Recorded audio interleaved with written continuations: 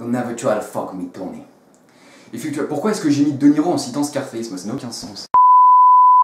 L'une des plus grandes distinctions que l'on peut faire en termes de film, à part celle de bon film, mauvais film, est celle de l'accessibilité des œuvres. Cette distinction a créé deux termes anglophones très fréquemment utilisés aujourd'hui, mainstream et underground. Ces deux termes désignent les deux extrêmes que peuvent atteindre un film en matière d'accessibilité et de rayonnement.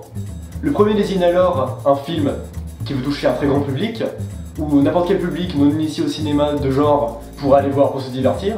Et le second désigne des films bien moins accessibles, centrés sur un public spécialisé, que l'on pourrait alors appeler cinéma de niche. D'ailleurs, le public se trouve beaucoup moins nombreux. Mais cependant, nous venons d'énumérer que l'effet positif de ces deux termes. Comme le dit si bien mon camarade Barbu, ces deux expressions sont accompagnées de leur lot de déviance et de détracteurs.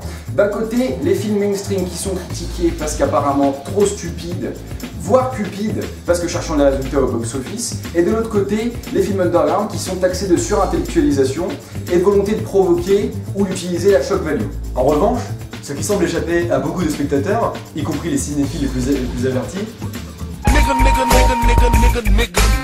c'est que le spectre de films n'est pas si binaire ou manichéen. En effet, il existe des films qui se situent pile entre Transformers 2 et Irréversible de Gaspard Noé. Et donc c'est ça qu'on appelle les films underground. Ah mais c'est pour ça qu'on parlait de ça en intro.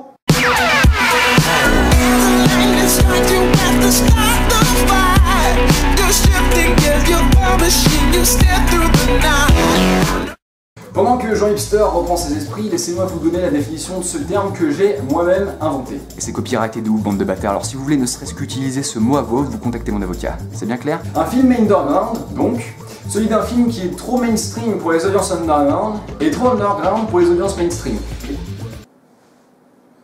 Attendez. Le Ryan Gosling wannabe veut vous dire, c'est qu'il s'agit de films considérés comme trop grand public pour les cercles de cinéphiles avertis, et comme trop surintellectualisés et obscurs pour le grand public. Vous avez compris? Ouh! Ouais, peut-être qu'on fasse la mise à jour du logiciel de montage, non? Putain, tu m'étonnes. Si vous vous dites que cette définition ne vous aide pas, cinéphage que vous êtes, essayez simplement de penser à un film dont vous vous dites qu'il serait trop connu ou calibré pour faire partie du canon de vos films favoris, mais dont vous vous rendez compte qu'il serait tout de même trop compliqué pour votre oncle Jackie du Calvados. Il y a alors de grandes chances que certains d'entre vous pensent à des films directement comme Bienvenue à Kataka, Andrew Nicole, The Big Lebowski, des frères Cohen, ou même encore la saga Evil Dead. Et non, Mardal, non. Ne salissons pas l'héritage de Sam Raimi et décrétons dès maintenant que cette daube n'a jamais existé. Jamais. Merci de votre compréhension. Ces films appartiennent plus à la catégorie dite des films cultes. Or, si nous regardons la définition des films cultes, nous pouvons nous apercevoir qu'elle est assez proche de celle que nous avons donnée du film underground. Alors laissez-moi regarder. Film culte... Ah, j'ai... Film culte. T'as pas pris ton texte? Non. Tu veux que je te frappe? Non. T'es sûr? Non. Oh putain de merde. Un film culte, donc, celui d'un film ayant des fidèles, en quelque sorte, souvent méconnus ou obscurs pour le grand public, très souvent révolutionnaires ou bien appréciés de manière ironique. La différence entre un film culte et un film underground, donc, réside dans le fait que les films cultes sont connus des sphères underground parce que c'est derrière ceux les sont appropriés, tandis que les films underground sont peu connus de ces dernières parce que considérés comme trop grand public. C'est bien ça le nœud du problème. Et c'est sûrement la question que tu te poses depuis tout à l'heure. Insatiable adolescent, fainéant, mais du moins dégourdi que tu es. Étant donné qu'ils sont l'équilibre entre deux facettes, a priori polarisantes des différents spectateurs, comment se fait-il que les films underground trouvent une audience? La réponse est très simple. Cela rejoint un peu l'idée de division manichéenne de l'accessibilité des œuvres que nous avons vues tout à l'heure.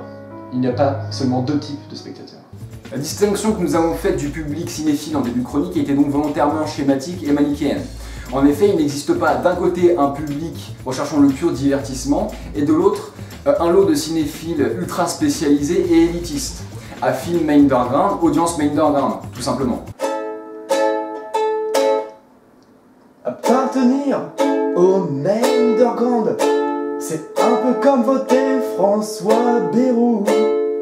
Chaque film a son public et ses entités hybrides ne dérogent pas à la règle. En effet, entre Kevin, 10 ans, qui collectionne tous les produits dérivés Transformers, et Jean-Eudes, habitant à Paris 16e, qui ne jure que par les films de la nouvelle vague, il y a bien des spectateurs avec des avis filmiques moins tranchés. Ces spectateurs sont généralement des cinéphiles initiés au film underground et possédant une vaste culture cinématographique, mais appréciant de pouvoir se poser devant un film Marvel pour se détendre. Cette troisième catégorie de spectateurs a pour effet de rééquilibrer les débats, mais aussi d'atténuer les critiques entre les deux opposés que sont mainstream et underground. Et ceci est une bonne chose.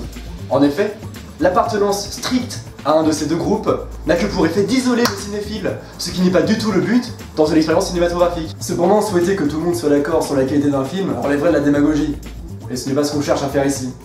En effet, tout l'intérêt du débat cinématographique relève de la subjectivité du spectateur, mais aussi des avis qui divergent sur un même sujet. Ce que nous essayons de transmettre, donc, c'est que la mentalité underground pourrait régler le problème des différents jugements de valeur quant au débat cinématographique. Les avis divergeront toujours, et c'est souhaitable, mais les différentes preuves de beaufaisie de la part des audiences mainstream et d'arrogance de la part des audiences underground s'enverraient atténuées.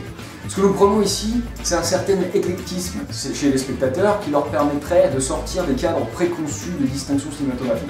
Un spectateur complet, c'est donc un spectateur qui sait faire preuve de plus de discernement par rapport aux œuvres qu'il regarde, et qui est donc capable d'apprécier les œuvres, qu'elles soient grand public ou bien issues d'un cinéma de niche, à leur juste valeur, et ce, sans se sentir cloisonné dans les deux catégories extrêmes que nous avons vues en début de vidéo. En cela, nous pouvons dire que le spectateur underground est le spectateur ultime en fait.